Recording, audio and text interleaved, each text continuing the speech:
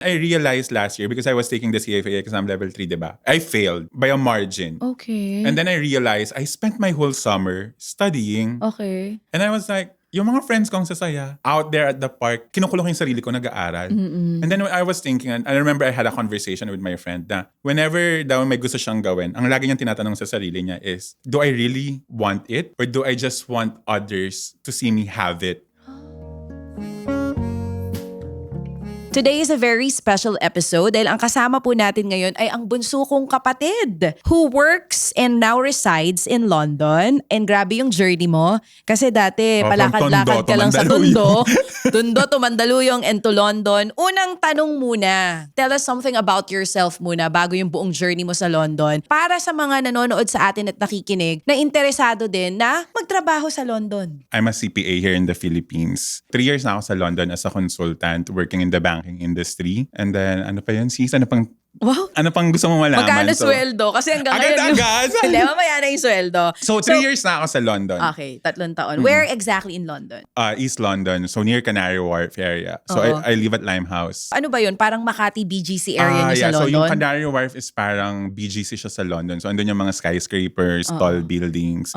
So, ayun yung parang new development. Kasi, ayun yung parang dati siyang wasteland. Tapos, dinevelop siya para gawing offices. So sa madaling salita, nandun ka sa medyo sabihin na natin na high-end area ng London? Medyo, pero medyo mahal yung rent. Pero, mataas ang cost of living. mataas ang cost of living. Pero maganda rin kasi talaga. As in, iba talaga yung experience ko from Tondo to London. I mean, parang upside down. Oo. Deserve mo naman. Kasi naghirap ka na rin naman bago ka mapunta dyan. Hindi ba? Tsaka, maarte kasi siya. So dahil maarte siya, gusto niya doon tumira. Kaya mas mataas yung cost of Hindi living mo. naman sa pagiging maarte. I think a lot of Londoners will agree na kapag nag-work ka sa city, mas malaki talaga yung benefit. Kasi parang yung others kasi, nag-live sila outside ng London para mas mababa yung rent. However kasi, when you think about it, parang ma-offset lang yung travel time, yung cost ng travel. Same lang din. So parang mas mababa nga yung rent mo. Pero let's say ngayon kasi yung London, bumabalik na siya sa normal na office work. Yung parang 5 days a week na work. So hindi na siya yung parang work from home. Nag-on-site na. So parang kung everyday ka pupunta, yung iba yung pamasahe nila, £100, £60 per train.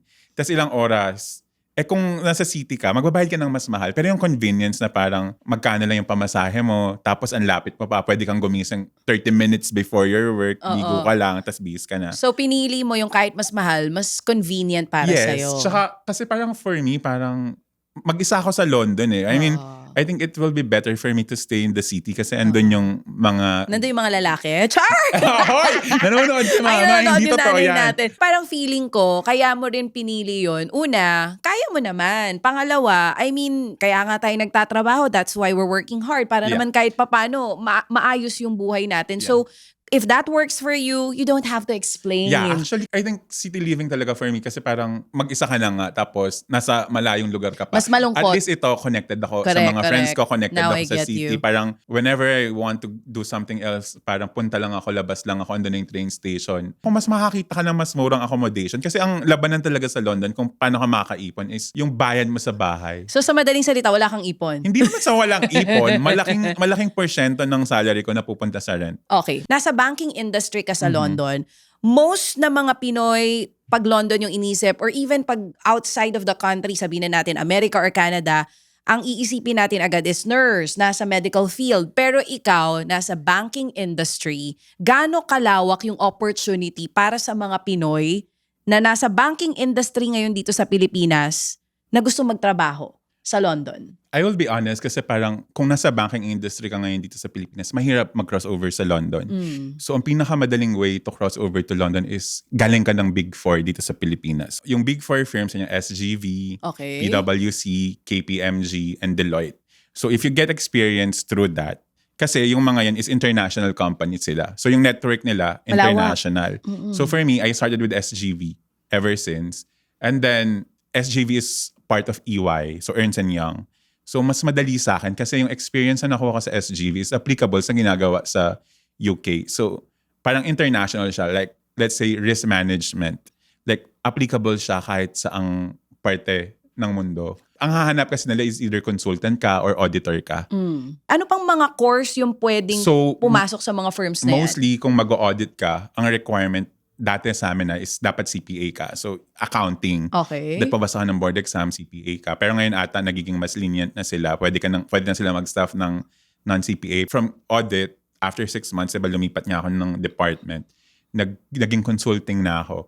Doon ako na-expose sa iba't ibang courses na pwede sa SGV. So, you have economics, then you have math, yung actuarial, tapos mostly mga management engineering. Okay. Ganon. So, kinukuha sila ng SGV. Ito yung mostly mga galing ng Ateneo, mga galing ng Lasal. Kinukuha sila ng SGV na to do consulting work sa mga bangko. So, Pero kahit hindi galing ng Ateneo at Lasal, hindi naman sila that kabahan. Hindi naman. Kasi ikaw ay galing sa anong school? Lyceum of the Philippines University. Okay. So with the Bachelor of? Science in Accountancy. So, Okay. Bago ako graduate, kinuha na ako ng SGV na scholar. So, in-scholar nila yung review ko. And exchange of that, sa kanila na ako mag-work for 2 years yung contract. Nakalak ka. Nakalak ako sa kanila for 2 years. Oo. So how was the salary sa SGV? Pati doon sa Mababa iba. talaga. I mean, I'm really gonna be honest. Like, mababa talaga. Magkano? Sabihan mo na sa amin yung starting starting mo. salary ko is 14,500. And that was 16,000. anong taon yan? 2014, 2015. Okay. 14,500. Pero ewan ko, nagkakasya siya noon eh. Hindi ko alam kung paano ako nagpagkakasya. Nahingi kang pera kay mama? Hindi ako nanghihingi Ano ng ba? pera kay mama. Minsan. Hindi, Oo. hindi talaga. Alam ko na, itanong mo si super mama. tipid mo. Hindi din. So paano mo napagkasya Hindi yun? ko rin alam. Okay, Pero okay. 14,500, 16,000. Tapos yung increase is parang 1,515 lang, 1,000. Oo. Alam ko, 4 years ako sa SGV. Umalis ako around 22,000.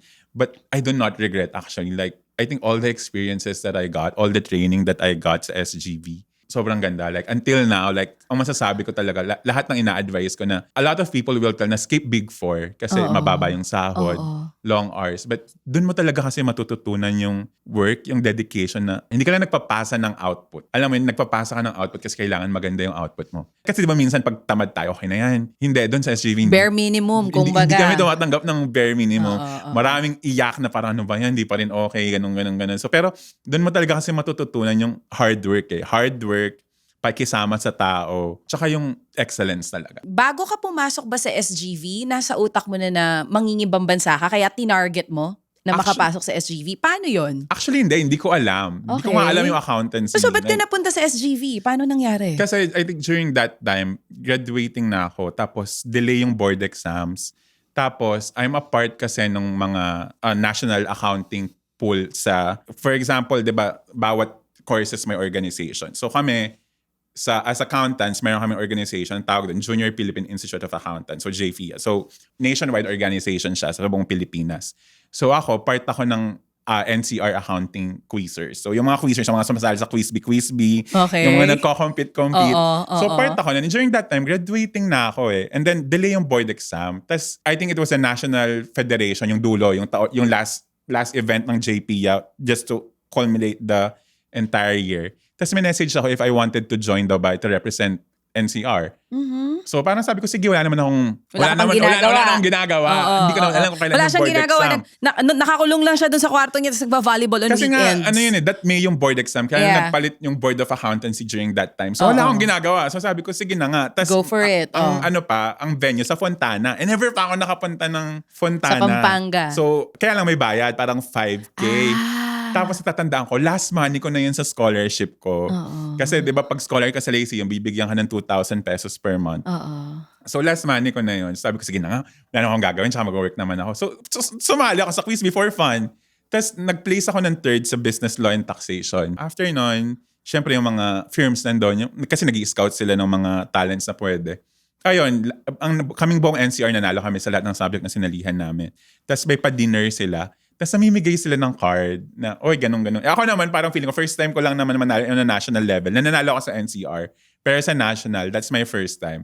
Sabi ko, hindi naman ako tatawagan yan kasi hindi naman ako kasing galing ng iba kong kasama. Tapos naalala ko parang, walang magawa sa bahay. So, tinext ko yung calling card. Nakaibigan ko na ngayon. Tinext ko yung calling card na, hey, ganun po, gusto ko po sana mag-apply sa SGV. Ganun, gusto ko po sana i-avail yung scholarship nyo sa review center. So, kinuha nila ako as a scholar. So, I think they provided 45,000, 40,000 for the review. Okay. And then, may trabaho ka na. Hindi ka pa pumapasa ng board. Nakapirma ka na ng kontrata. Kaya lang, kailangan pagsabay mo yung pagre-review at pagtatrabaho. Hindi. As in, pagtapos ng trabaho, papasok ka na agad sa kanila. So parang nilock ka na nila sa kanila na parang, okay, sige, supportahan namin yung review mo. Ito yung pera. Patapos yung review ko noon kasi pa-board exam na yun Oo. Pero nagbigay pa rin sila. Nagbigay pa rin sila. Okay, Tapos yung okay. kalahati, syempre, napunta kay Teresa. Ayun, so doon nag-start pala yung kaya ka napunta ng SGV. Actually, ayoko talaga nung una. Kasi naririnig ko sa mga senior namin na parang, wag dyan. Maliit. Sobrang maliit.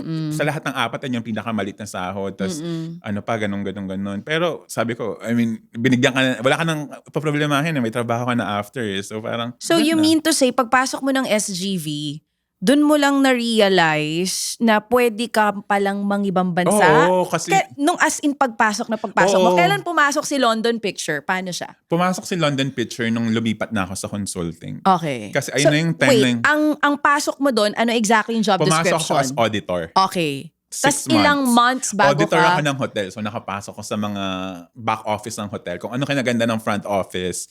Kinatsa ng mga hotel. kinatsa ng back Ano office. ang ginagawa ng auditor? Anong ginawa mo? So tumingin ng documents. I think mag-audit, titingin ng documents, tama ba yung naka-record? Itong transaction na to, existing ba talaga? Wala ba talagang mali? Ganun. So parang, ayun yung Ano ginagawa yung niya. audit So, nyo? yung financial statements. Financial statement ng hotels. Like, these are big hotels. We're talking about big hotels. Because SGV kasi is parang sobrang laki. Nakahati yung dependent sa industry mo. So ako, sabi ko, syempre, ako gusto ko rin po sa hotels kasi parang gusto ko kasi nga, di ba ang gaganda ng hotel? Parang sabi ko, gusto ko ma-experience mag-audit ng hotels. Ganun. Pag nag-audit ng hotel, binibigyan mo kayo ng free May room free accommodation? Food. May free food. Walang Plus, accommodation? Kapag cash count, yung mag-overnight kayo, may free accommodation. Pero ang dami nyo naman sa room. So, hindi mo rin masusulit. Hindi mo ma-enjoy? Yeah, Okay. pero na-realize ko kasi audit is not for me. Parang it's a calling talaga. Okay. Auditor ka pumasok, ilang months bago ka nagkaroon ng transition dun sa career mo? Walang transition sa career ko during that time. I remember I'm asking myself during that time, parang ito pa talaga yung gusto kong gawin habang buhay. Masaya ba ako sa ginagawa? As a new graduate, parang masaya ba ako sa ginagawa ko? Ito ba Bakit? Bakit mo tinatanong yung sarili? Kasi for me, audit is a calling talaga. Hindi siya para sa lahat. Para siya sa mga taong malalakas yung loob, matitibay. Kasi a lot of hard work talaga siya. I mean, long hours, ganon. Parang hindi kayo well paid. hindi ka pa well paid. So parang inisip ko, ito ba talaga yung gusto kong gawin sa buong buhay? Pero ang dami ko natutunan sa audit na natutunan ko paano ba yung mga different process. Like, for example, yung from cash to receivable, payable to ganon. Natutunan ko paano binubuo yung FS. Pero nung after 6 FS is? financial statements. Okay. So after 6 months, sabi ko parang, alam ko na paano gawin yung FS. Sabi ko, hindi talaga for me ang audit. I'm sorry. And I remember during that time na parang, kasi nga close kami sa HR na, kasi scholar kami. So parang may contract kami. Sabi, tinatanong ko, pwede po bang, kasi may mga nakilala ko sa review during CPA na mga nasa advisory. So sabi ko, pwede po bang mag-transfer sa Nagtanong advisory? ka lang, kumbaga trinay mo lang ang shot mo dahil parang dito para sa Trinay ko lang. akin. Tsaka yung mga kaibigan ko nandun sa advisory, yung mga kaibigan ko sa review center, andun sa advisory. So trinay ko lang, sabi ko, tatanggapin ba ako doon? Kasi parang ang lahat na tinatanggap doon sa department na yun, mga galing Big Four, mga Lasal, Ateneo, UP. Which is true naman, UST, pagpasok, puro ayun lang yung mga nandun. Okay, so medyo, sabihin na natin, nagkaroon ka ng inferiority complex. Mafe-feel mo talaga pag pumasok ka ng consulting work. Like, sang school galing, ganun. Okay. So, So, you need kinabahan to ka. prove yourself. Hindi mo sure kung tatanggapin ka, pero ginaw pa rin. At pinagbigyan ka. Oo. Okay, that's nice. Luckily naman yung mga kaibigan ko vouch for me and so on. So, from being an auditor, ang tawag na sa'yo nun, consultant. Consultant na ako.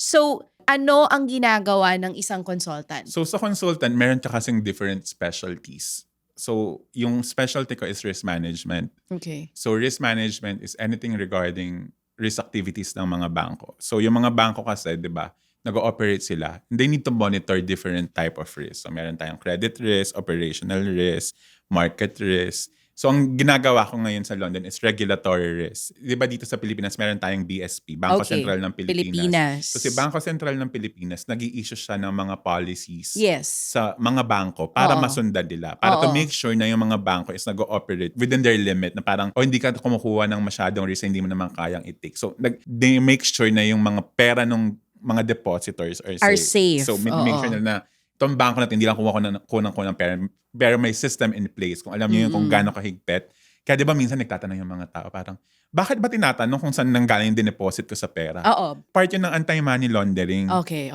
Di ba? Parang minsan ma-offend ka. Ba't may tatanong kung kaya ko bang mag-deposit ng ganyang pera? Kailangan For kasi. safety talaga siya. Yeah, kailangan yun. So, isa yun sa mga parang requirements nila, di ba? So, Oo. sa London, ganun yung ginagawa ko. Meron tinatawag na PRA or Prudential Regulatory Authority. Hindi pa ako sure, di ba? Pero Sa tagal mo sa London, hindi ka pa sure sa PRA, Pero PRA, so parang BSV din sila. So nag-i-issue sila ng policies sa different banks. So tapos itong mga new policies kasi, it's either yung mga bangko, wala silang time para makapag-comply or they need expertise para tulungan silang mag-comply. So doon kami pumapasok. Oo. So pumapasok kami sa different projects. For example, may bagong release na policy. Okay. Tutulungan namin sila to make sure they're compliant. So kung kailangan nilang sumulat ng policy internally. Nagsusulat ka ng policy? Yeah, we design. Nakakaloka.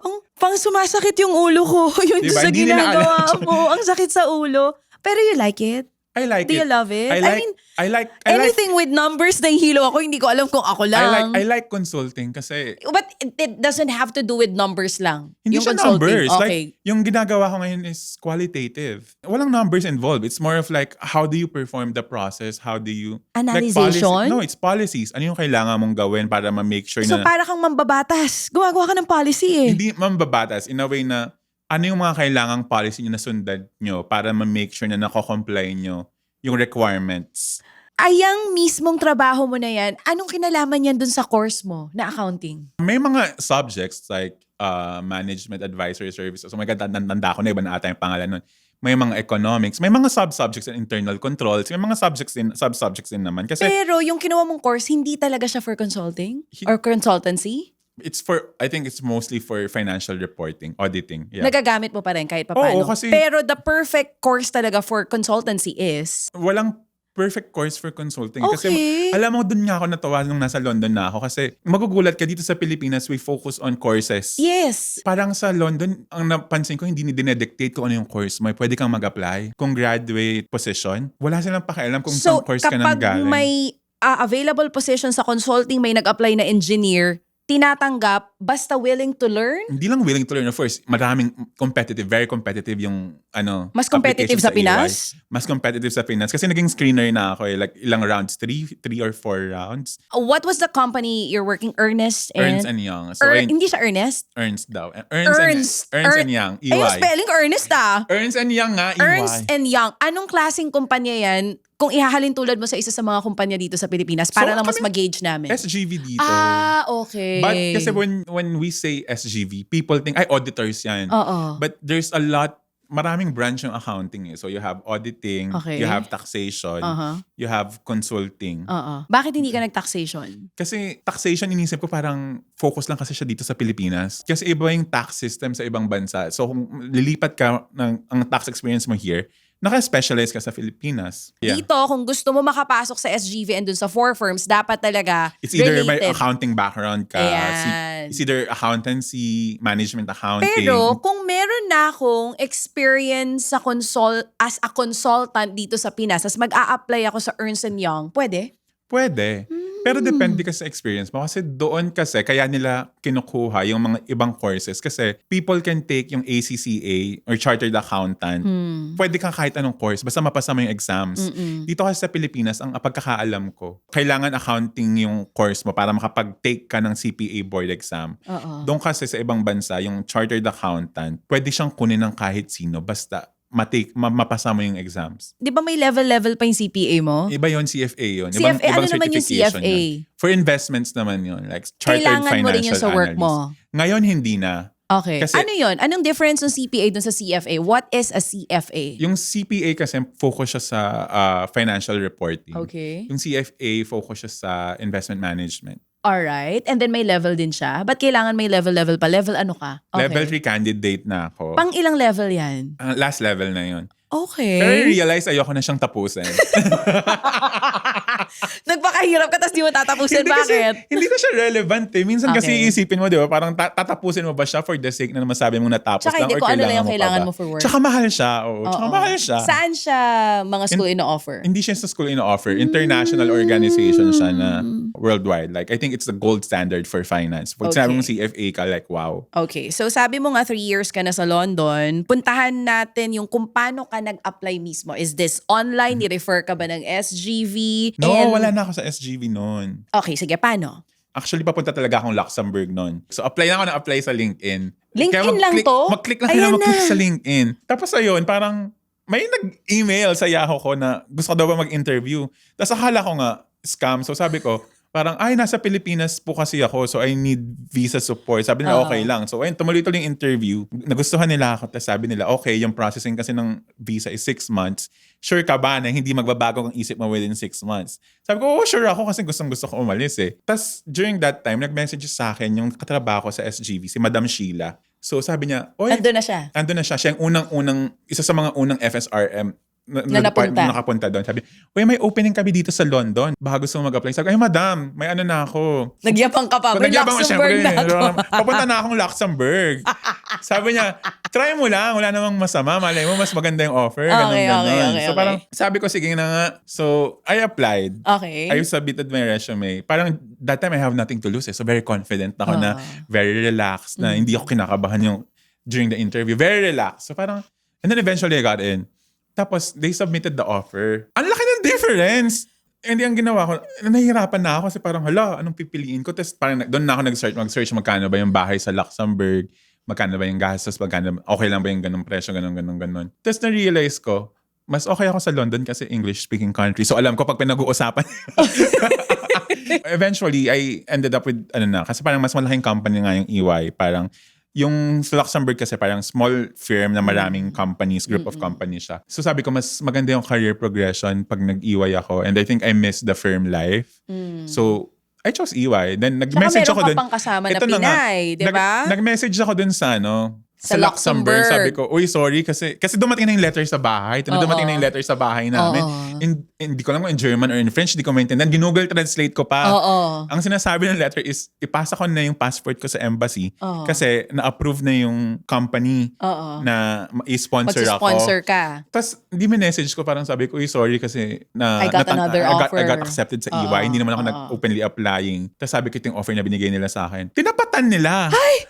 So sabi ko, Ang ganda mo naman pala, mas another red flag yun for me kasi parang sabi ko, kung sa initial offer pa lang, binarat niya na ako, paano pa yung future increase ko? So parang kung kaya niya naman palang ibigay yun, ba't di niyo pa agad binigay sa akin? Kasi nung tinanong how much is my expected salary, di ako nag-negotiate kasi wala talagang idea. So parang sabi ko, I think meant to be na talaga yung London kasi parang hindi magandang vibes yung ganun lang yung binigay mo, kaya mo naman palang tapatan ng ganun. Pero in euros daw. So finally, you accepted the offer sa London. Kamusta yung pag-transition mo from working here in the Philippines to working as a professional in London? I mean, anong difference? Ay, grabe talaga. Work-wise, grabe, kailangan ko matutunan yung British spelling. May iba? Iba talaga kasi hindi kami gumagamit ng said na C. Letter Z? Zebra? Oo, hindi kami gumagamit nun sa UK. No. Ha? Lahat ng letter Z is-spell nyo sa letter S. Yeah. Pero like yung pinaka... Like, mahirap na- naalala ko nung unang week ko sa London, nahihila agad ako to make a proposal. Proposal, parang yun yung sinasubmit namin sa mga business. Kunyari, meron silang project na open for bidding. So magsasubmit kami ng proposal. So nahila agad ako to help in the proposal. Tapos ako kasi yung medyo nagta-type nun. Tapos yung pinaka-comment ng partner is, can we de-Americanize everything? Kasi nga yung spelling ko ng color, C-O-L-O-R, yung spelling ko ng center, Ano ba spelling ng color nila? Mayu? may U. Tapos yung center nila na spelling C-E-N-T-R-E. Tapos yung letter C, ginagamit ko, dapat pala letter S. So, ayun yung una kong naging adjustment. Tsaka Major yung, adjustment. Tsaka yung Oo. accents talaga. Minsan nahihirapan ako. Naintindihin sila. Naintindihin. Oo. Like, minsan magsabi, sorry. Hanggang ngayon naman, parang, Oo. sorry, can you repeat? Ganon. Oo. Well, that's totally understandable kasi nasa ibang bansa ka na. Yeah. Pero work culture, how was Work it? Anong culture. difference ng work culture ng mga Pinoy sa Can I kanila? say day and night? Like, doon talaga may work-life balance ako. Okay. I start at 9, I give my best, I end at 5. 5 p.m. magla-log off na ako. Tapos Bala lahat na. sila ganun din. Lahat sila ganun din. Walang Like, mga nagme-message after work. wala. Unless Talaga? unless na kailangan. May mga times na nag-OT ako pero less than 5 times. Ayun yung mga Simula nung... within 3 years, less than 5 times. Minsan dahil gusto ko pa, dahil bida-bida ako, dahil gusto ko mag-OT. At nasanay ka kasi na dito sa Oo. Pinas, ganon. Hindi sila ganon. Hindi sila ganon. Like, Okay. kung ano yung kayang tapusin that day, tatapusin. Sabi mo, super competitive nila. Super competitive pa din. Pero dun sa 9 to 5 na yun, you give your all. Dun nila binibase. They don't base on, itong taong to matagal nagtatrabaho, hanggang 10 p.m. to nagtatrabaho. They base on output. They base on Hindi how... sa kung gaano ka katagal nagsistay sa office or Hindi. gaano ka katagal sa kumpanya. Hindi. How's work, like politics sa trabaho? There will always be Okay, politics. okay. Kailangan marunong ka. Dapat daw sa work, you bring your authentic self. Hindi totoo yun. Bring your professional self. You need to be likable as much as you can. When people like you and when you are good, sino pang haharang sa'yo, di ba? Parang, if you're liked by people and if you're doing a good work, kung minsan kailangan magpaka-plastic para magustuhan ka ng tao, kailangan mong gawin. Like, it's not Pinoy Big Brother na, hindi, papakita kong galit ako. Hindi to showbiz. Hindi to showbiz. Oo. Papakita kong galit ako, papakita kong disappointed ako. Sometimes it's just, okay, and then you walk away. Parang, gano'n.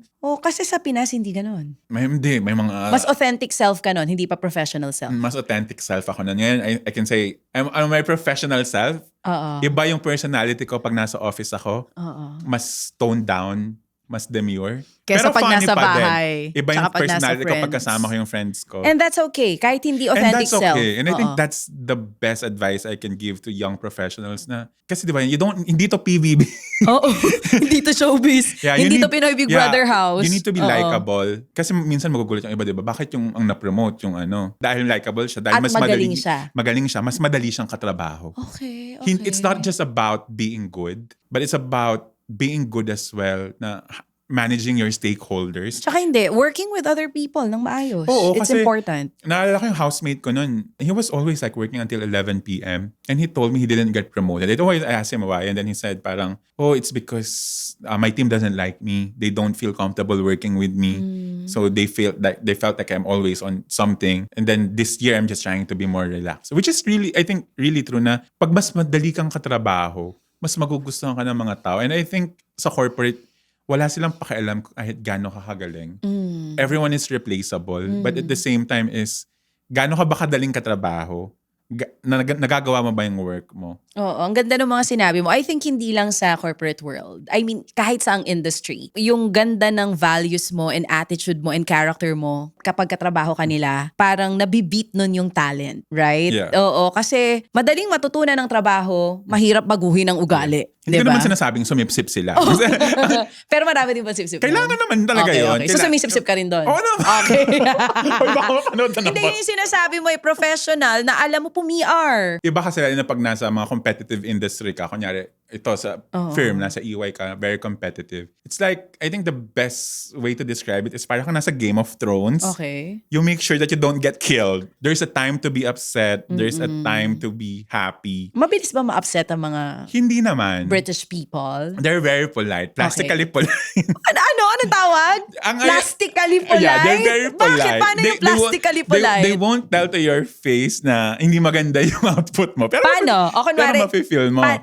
okay. So, ano lang ginagamit nilang salita pag hindi maganda yung output mo? Wala naman. Hindi pa, maganda kasi lagi yung output.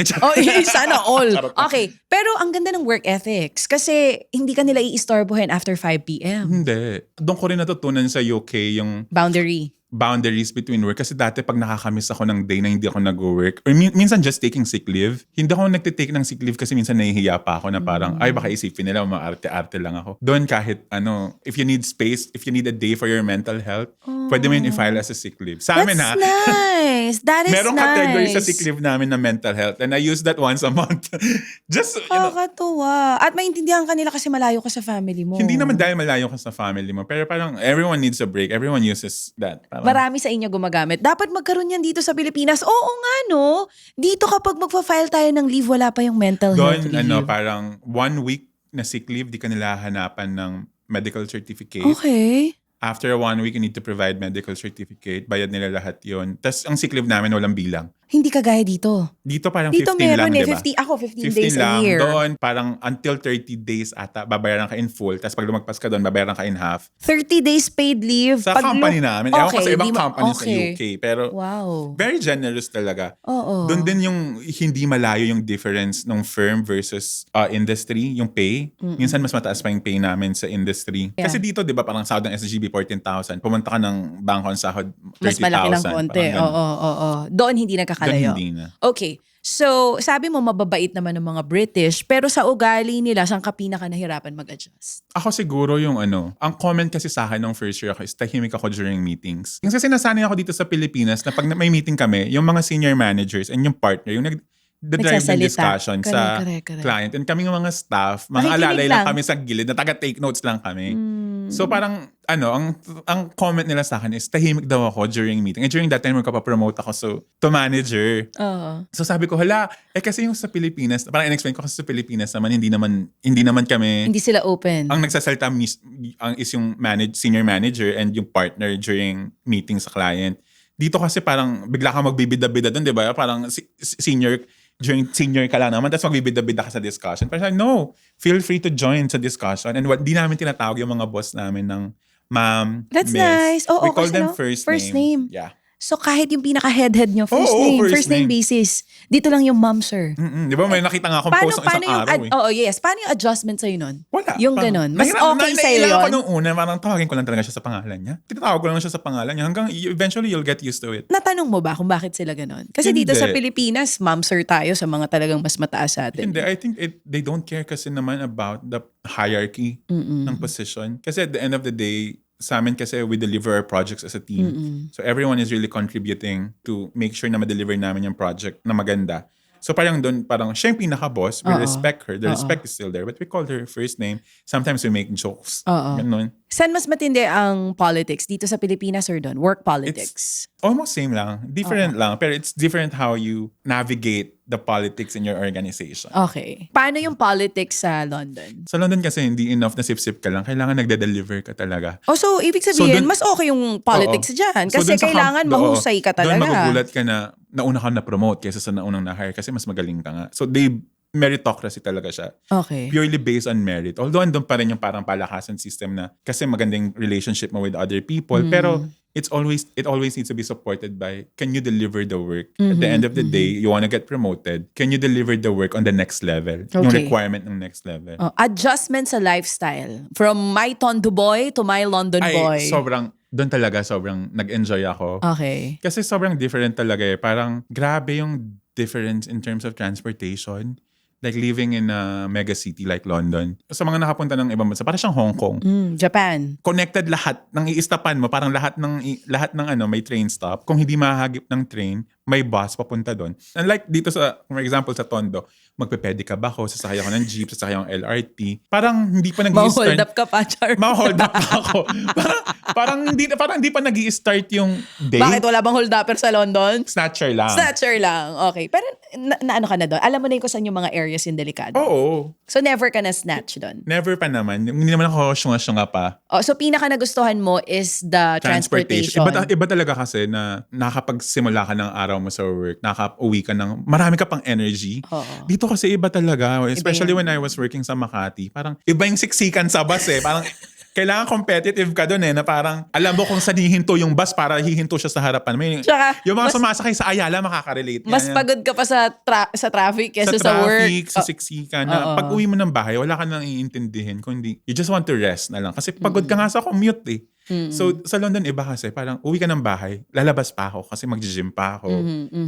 Pero yung ganyang kagandang lifestyle, kamusta naman yung cost of living? Balikan natin yung sinasabi mo kasi ikaw pinili mo, malapit lang sa work, nasa city ka. Yung bulk ng sweldo mo, masasabi man natin mostly napupunta sa rent talaga. Yung rent namin ngayon ng kaibigan ko, 2,700 pounds per month. So mga nasa 200,000? Per month?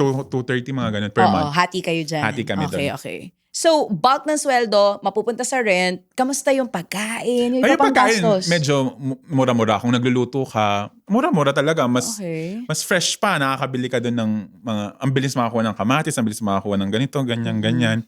Mas mura, for me, mas mura kung nagluluto ka. Pero ang napansin ko bahal is yung take out. doon talaga, kung dito ako nakita mo sa Pilipinas, araw-araw akong nagte-take out. Doon once a week lang, reward ko sa self ko na parang, okay, ganun, or order. Pero doon kasi parang isang order mo, 25 pounds, 20 pounds, take out. Tsaka yung sinasabi mo, mahal ang gupit. Mahal ang gupit, Mahal napagupit lahat. na nga ako bago ako mag-fly sa Oo. Thursday. Ano pa yung ibang mahal doon? Na dito sa Pilipinas, mura lang.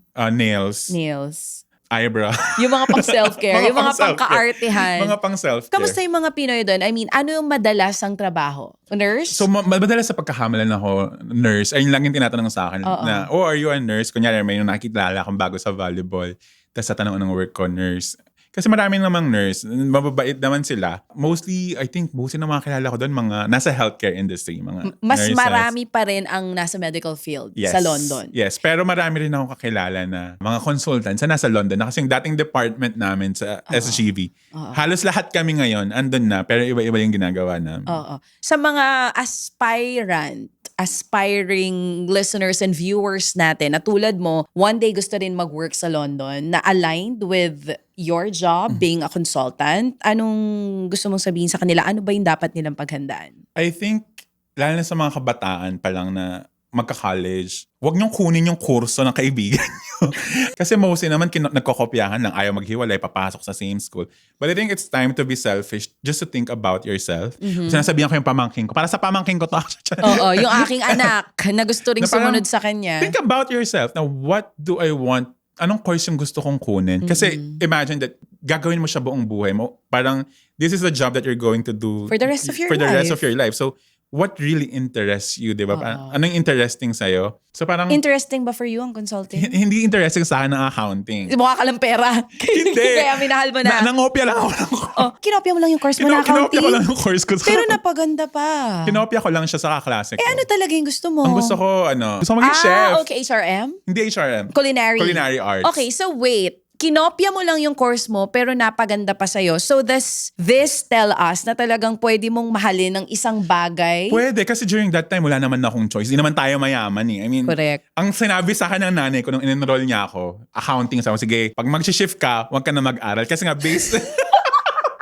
Yung nanay ko as dragona. Kasi nga, Okay. based sa experience na, I mean, sa ibang families, diba, nakikita niya yung nag-shift, tapos di na nakatapos ng pag-aaral. So, ayaw, parang na-trauma siya sa mga taong nag-shift. So, ayaw niya mag-shift. So, ang sabi niya, pag mag-shift ka, huwag ka na mag-aral. Eh, ako parang, this is something I'm good at pala, na pwede naman palang aralin. So, kasi sinasabi mo sa mga bata, make sure na yung kukunin yung course something that interests you. Yeah. Eh, ikaw, hindi mo naman kinuha yung kurso mo, pero you're now living the best days of your life. Kung may choice ka, kasi ang para sa akin kasi yung work is, it's a big part of your life. So, dapat happy ka sa ginagawa mo kasi parang 5 days a week you spent sa work. Most of the days you spend sa work. So, hindi ka happy sa ginagawa mo. Hindi ka happy sa life mo. Hindi ka tatagal. So, you need to find something na challenging, interesting, ganon. So, parang sa mga kabataan na may choice, kung makakapili sila, I think it's the right time to assess. Kasi hindi naman lahat ng tao nagiging successful. Yan. Parang pag nag-pivot sila ng, ay, andito ako, nag-enroll ako sa course na to, mamahalin ko. Hindi lahat nagiging successful. Mas nagiging successful ka kung, ay, gusto ko to. Gusto ko tong inaaral ko. Diba? Parang, kaya for me, parang yung sa akin, hindi naman lahat nagiging ganun yung ending ng story. Yung iba, ending nagda-drop na lang. Di na natatapos sa pag-aaral. Kaya mo ng matinding self-discipline. So, kung may choice sila, be selfish. Think about themselves. And get the course that they really Yeah. want. Anong pinaka namimiss mo dito sa Pilipinas? Family, of course. Yun lang. Tsaka, Kaya umuwi ka every year. kaya umuwi ako every year. Kasi Na-homesick ka? hindi ako na-homesick. Pero Kita ko naman sa stories mo. Mga afam na kasama mo, be. I think I was able to build a life sa London na Gusto mo. ko. I romanticize every day. I was able to meet amazing people through sports, through volleyball. I have a good career. I have a great home. Great love life. Wala. Okay, Kasi so ano na busy lang pa. kulang? Love life. Okay. So parang, wag di ako na-homesick kasi nag-enjoy talaga. I was able to surround myself with very positive people. So you can that I say na nahanap mo Tsaka na? for the first time after 30 years, pumunta kasi ako doon when I was 30. Oo. Na yung freedom talaga na Oh, yeah. Kasi gusto ko lang i-share ha, ito yung kapatid ko na hindi ko inisip na talagang mangingibang bansa. Dahil sobra siyang dependent sa magulang ko. Lalo na, hindi sa work, lalo na pagdating sa makitan mo akong pagkain. Baby talaga. 3rd floor yung kwarto niya, akita ng tubig, ng pagkain, hindi marunong maglaba, hindi marunong Marunong na ako maglinis ng maglaba. kwarto. Marunong na ako maglaba. So, marunong nung na ako- sinabi niya na maglo-London siya, nagulat alam ko naman na sa work mag-excel siya. Ang iniisip ko, kaya niya yung sarili niya? Hindi nga yung nagluluto? Okay, alam mo, doon ko na-realize, lalo na sa paglalaba, hindi nakakapagod maglaba kasi nalagay mo lang sa washing machine. Ang nakakapagod yung pagtutupi ng damit. Ayun yung pinaka naiirita ako minsan. Yung, mahal helper, so di ka mahal yung makakakuha. helper. Marunong na rin ako magluto. Ang dami ko ng recipe na natatry. Pero hindi ako na-homesick. Siguro may mga time na na-homesick ako pag kunyari may sakit ka. Then you realize na parang, oh, I'm alone here. Wala yung mag-aakyat ng pagkain. Wala yung bibili ng gamot. Parang doon mo ma-realize, na-miss ko na yung family ko. Kasi parang pag mag-isa ka lang doon, may sakit ka, kailangan bumili ng gamot. ikaw. Kailangan mo lumabas kahit masama yung pakiramdam mo. Oo. I think 95% of the time, I'm very happy naman sa buhay ko sa So, London. ano na lang kulang? I mean, if you're very I happy in London, ano na lang sa tingin mo yung kulang? Well, this year, I made a commitment to myself that I will not save any money this year. For the previous years I've been saving, na-addict ako sa pagsisave ng money. Like, minsan nalulungkot ako pag hindi ko na-hit yung monthly target savings ko. Okay. Like, and then I realized last year, because I was taking the CFA exam level 3, diba? I failed by a margin. Okay. And then I realized I spent my whole summer studying. Okay. And I was like, yung mga friends kong sasaya, out there at the park, kinukulong yung sarili ko, nag-aaral. And then I was thinking, and I remember I had a conversation with my friend na whenever daw may gusto siyang gawin, ang lagi niyang tinatanong sa sarili niya is, do I really want it? Or do I just want others to see me have it? Oh, wow, that's nice. And then I made that reflection na I've been doing this exam for a long time. Like, investment, parang ang tagal na kasi 3 levels nga, di ba? Tsaka mahal. Tapos nag-work na ako, tapos Oo. mahal. So parang inisip ko parang, do I really want it? I kinda want it, but I think it's more of like, gusto ko lang makita ng ibang tao na It's for other it's people. na, ay, CFA na siya. Oo. But at the end of the day, I don't really need it. Hindi siya nakaka-fulfill. Yeah, so I was like, maybe I need to like talk back to myself and realize na, ano bang purpose ko ng pagpunta ng Europe? Is to see Europe, di ba? Yeah, and to be happy in Europe. And yeah, and then for the past 2 to 3 years, nag-travel naman ako, pero mas concerned ako na I'm doing good at work, I'm studying, I'm achieving the career path na plinan ko for myself. So And this, that's what you've been doing for Yeah. the past 3 years. yeah, and then sakto may mapapanood ka pa mga videos sa TikTok na mga matatanda. Okay. Ini-interview sila. So parang tinatanong sila parang ano yung greatest regret nila and kung babalik sila ng time, ano yung gagawin nila. And pare-pareho sila ng sagot, it's like to travel. Kasi nga parang iniisip mo at this age, wala ka pa naman masyadong pera, ganun. Pero kasi, kailan mo siya gagawin? Pag di mo na kaya. Ayun yung realization ko last year na I think nakapag-save naman na ako ng enough money na di naman sobrang dami kong pera or anything. It's just like I feel like comfortable na ako sa naipon ko. Na this year, I'm gonna treat myself. So I wanted to see Europe. So parang mostly, I think gusto ko talaga mag-travel this year. So, gusto ko makita yung Northern Lights. Gusto ko makita yung mga beaches sa Caribbean.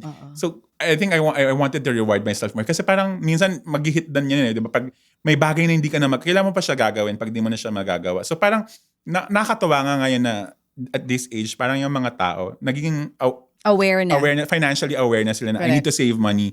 Pero sana na yung mga influencers din, they need to find a strike balance na when will you be rewarding yourself? And when is the time na masasabi mong stop na, you need to reward yourself from time to time. Kasi at the end of the day, di ba? If you die today, what are you going to do with all your money? So you need to Huwag ka enjoy mag-alala, it. marami kami magagawa sa pera mo. Char! Chika lang, So chika. parang you need to enjoy it then. Yeah. Kasi I think that's one of the reasons why I don't feel burnt out. I reward myself. Kaya ka nga nag-work to have a great life. And hindi naman sinabing ubusin mo lahat na meron ka, magtabi ka. Pero remember to enjoy yourself then. Kaya lagi kong sinasabi sa'yo, book lang ng book. Kasi siya sa GC namin, parang pupunta siyang ganito. So kami dalawa ng sister ko, sige lang sis, i-book mo lang ng i-book. Hindi naman siya nagbo-book kasi nga, Kasi nga nahirapan ako mag-leave. Pero I mean, natutunan ko na rin naman yan. yeah. But So I have I to think agree ayun yung with next you. step, di ba? People be financially aware. Yeah. Tapos after that, treat yourself. Don't forget to treat yourself. So, ilang years na lang magiging permanent resident ka na? So ayun nga. Ilang years na lang? May issue ngayon sa UK kasi Okay. diba they're trying to change the citizenship, the Okay. ILR path. Paano na? Ano ba usually before? So dati 5 years. Pag naka 5 years ka, after the 5th year, Permanent resident ka? mag-a-apply ka ng ILR. Oo. Then after a year, makakakuha ka ng citizenship. So dito, sa pinopropose nila, ginagawa nilang 10 years, pero may exception. So yung mga matataas yung sahod, yung mga nagko-contribute sa economy, may mga minus-minus yun. Oo. So hindi pa alam kung anong mangyayari. Oo. So I think during this... Sana di ka abutin. I Sana think- after hindi, 5 years, safe- di ba? Naglabas naman yung company namin ng... Safe kayo. Safe Sa naman. industry nyo. So Safe sa naman inyo, sa 5 industry years namin. lang. So 1 year ILR and then 1 year permanent resident, medyo malapit na yon. So how does it feel for you? Hindi ko Emotionally, anong pakiramdam? Masarap ba? Hindi ko Paano? siya iniisip? hindi ko siya iniisip kasi it comes lang. Feeling ko pag iniisip ko lalo siyang tatagal. Kasi day by day lang talaga ako sa London and just I'm enjoying my life. I'm just setting parang ang lagi kong ginagawa. This year I wanted to get promoted. This year I wanted to achieve this. Although hindi ko siya iniisip kasi ano magagawa ko? It's out of my hands. I Yeah. mean, long term pa siya eh. And to think na parang during na nasa London ko mapaisip ko na, do I really want to retire here? Do I want to go Yeah, back that's to the my Philippines? next question. Anong plano mo? To be honest mahihirapan na ako mag-integrate sa Pinas. Oo. Transportation-wise, because next na spoiled na talaga ako. Although yung Sa Londoners, transportation. Londoners galit sila sa TFL kasi it's mahal, it's madumi. Hindi ko sure kasi London is gray. Oo. So iisipin mo, at your 40s, at your 50s, do you wanna get surrounded by the gray skies? Bakit hindi masaya pag gray skies? It's nakaka-depress. Okay. Kasi wala kang makikitang sunlight. Gray lang. Gray. As in gray. Yung nakikita mo sa movies, ganon siya. Pero sobrang London is so beautiful during Pero summer. hindi naman namin na-appreciate dito sa Pinas, no? I Blue think, skies natin. I think ayun nga yung I think ayun nga yung pinag-iisipan ko. I think people talaga kahit saan will never be contented. Kasi Yes. parang yung mga nandun sa Europe gustong pumunta ng Asia. Yung mga nasa Asia gustong pumunta ng Europe. No, kasi yun yung yun yung wala sa atin. Yes. Gusto natin ma-experience. So you're still not decided if you're gonna parang retire sa London. I don't know what to do with my career yet. Di ko nga alam kung gusto ko bang lumipat ng Dubai after ko makuha yung may ganon. citizenship. Bakit? Why? Anong meron sa Dubai? Gusto ko mag-ipon ng pera. Na-addict na naman sa Wait ipon. lang, malaki ang... Wala kasing tax. Okay. Pero yung sweldo, same lang with Europe. I think mas mababa pero mas malaki yung Savings. masisave mo. Okay. Kasi so sa may London, ganun kang 40% plano. tax rate. Alright. Hindi ko sure because I really like what I'm doing right now. What do you love most about London? Aside from the transportation? The people, yung iba't ibang culture. Mm-hmm. So, akala nyo puro British mamit yun. No, it's people from all parts of the world. Lalo na sa London, it's the melting pot talaga. Doon mo mafe-feel na I really don't need to be good sa English. Like as long as people can understand me, it's okay. Kasi most of the time, di ba, Filipinos, we're very conscious about our grammar. Na parang, ay, kailangan tama yung grammar ko, hindi na ako magsalita ng English. Ang And sukatan then ang talino. ng talino is gano'ng kakagaling mag-English. No. Hindi dapat. Pag nag-work ka sa London, don't know wala yung insecurity ko na I'm not that good in speaking English. Oo. Kasi parang as long as people can understand you, there are a lot of like accents. You don't need to sound like a British accent there. Marami, may mga Indian doon, may mga blacks, may mga Chinese. Italian, may mga... Oo.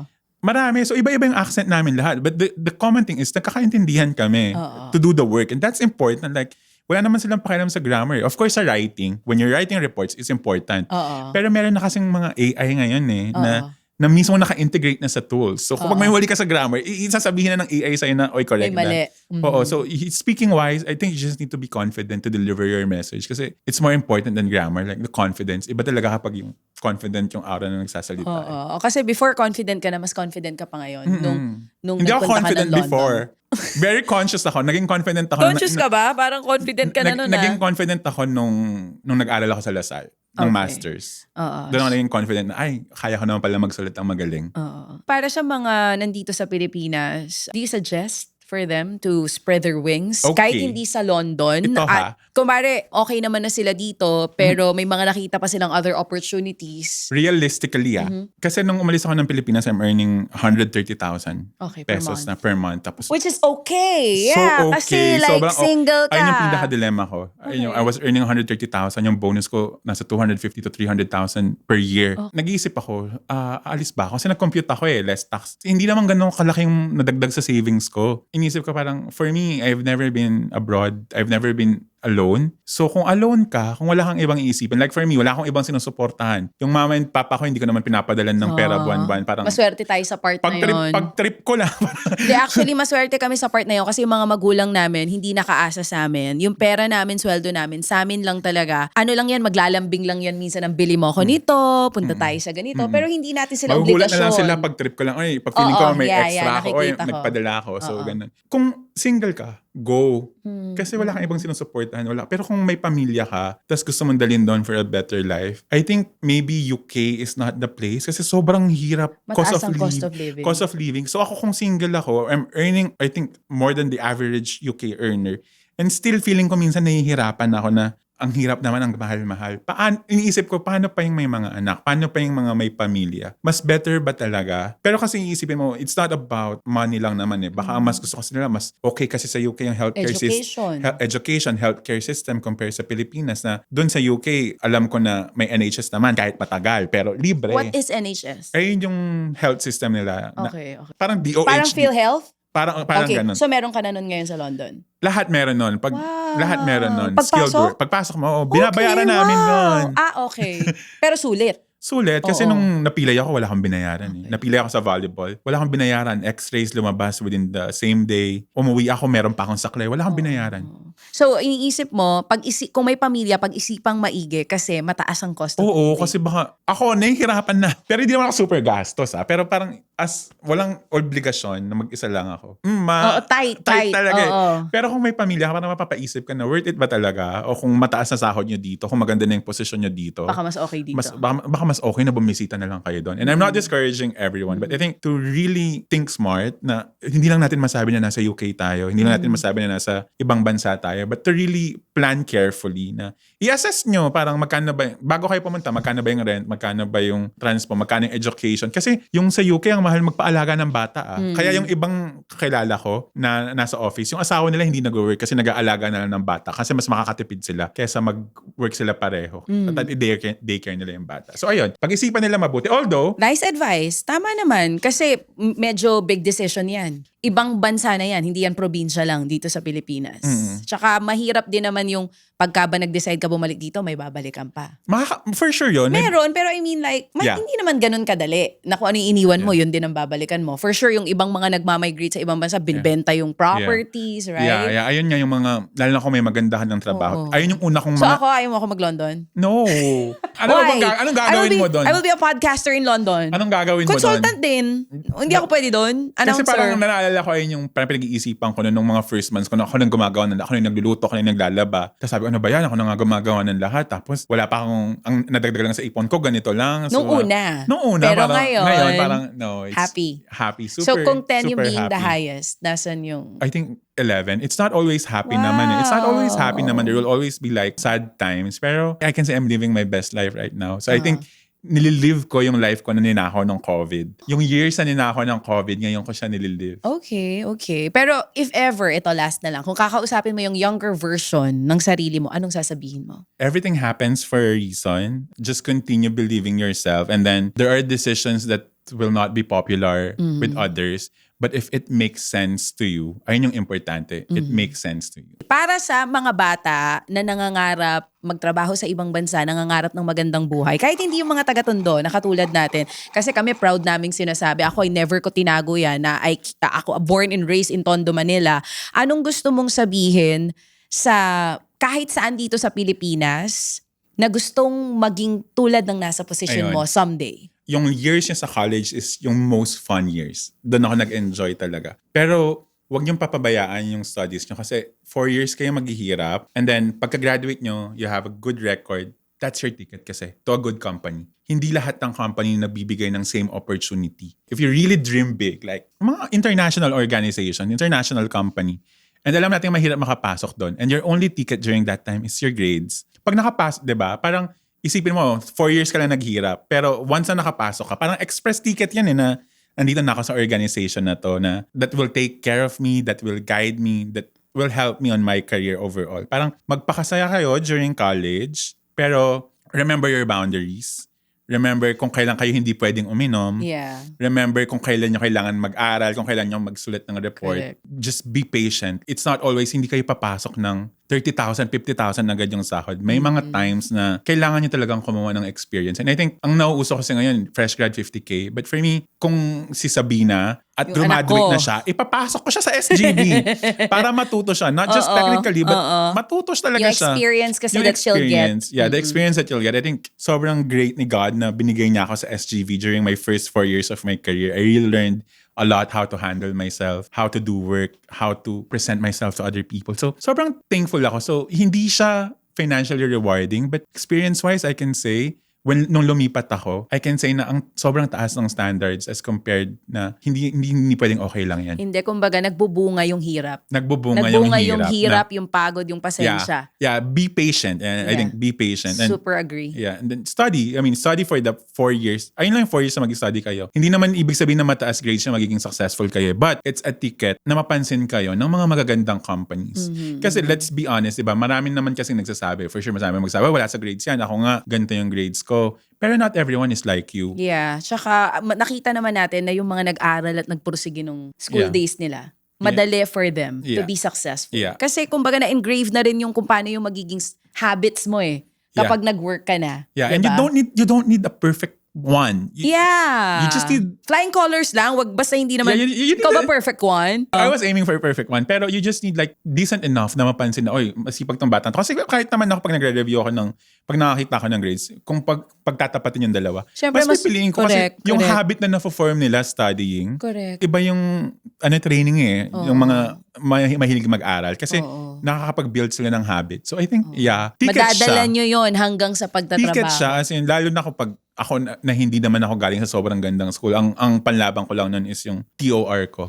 Tsaka yung achievements. So, ayun lang. Kaya napansin ako ng ibang company. So I think, just study hard, enjoy your college, and then after that, be patient. There will be time for everything. And then pag dumating na yung time na mag-reap ka ng mga pinaghirapan mo, it's just gonna be like, everything is just like, will fall into place. So, thank you so much for sharing your London story. I do hope pagbalik mo dito sa Pilipinas, makaguest ka ulit sa podcast to share another London story. Pero dami ko natutunan sa'yo. And I'm sure yung mga nakikinig din sa atin at nanonood na gustong someday na magtrabaho sa ibang bansa, especially in Europe, nakakuha na sila ng insights. Yeah. What to expect. Yeah. Any final words for them? I follow nyo ako sa TikTok. Oh, yeah, may Nagtitik- TikTok daw siya. Yeah, no, I just want to do it. Parang diary ko lang. So, follow nyo ako sa TikTok, Fitzy. So, F-I-T, said I, 4 na E.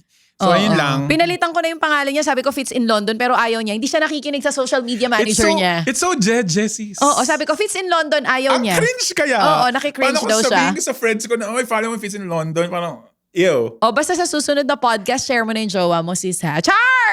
Chika lang. Kasi hanggang ngayon, hindi ko sure kung may love life, pero sabi naman Tignan daw natin niya kasi wala. pumayat na So baka Next naman talaga. But anyway, thank you so much for sharing your story. I'm sure sina mama at papa while watching this is very, very proud of you. I don't always say this. Pinopost ko we don't lang. have this conversation. Hindi kami ganito mag-usap. Baklaan kami pag nag-uusap kami. Parang sabihin ko, sis, imahin mo na. Correct. Imahin mo na yan kasi Kahapon mauunahan lang. ka. Correct. Pero I'm very proud. But anyway, thank you so Tapusin na much. natin to. Thank you so much guys for watching and listening. Thank you. Until next time, dito sa From the Heart.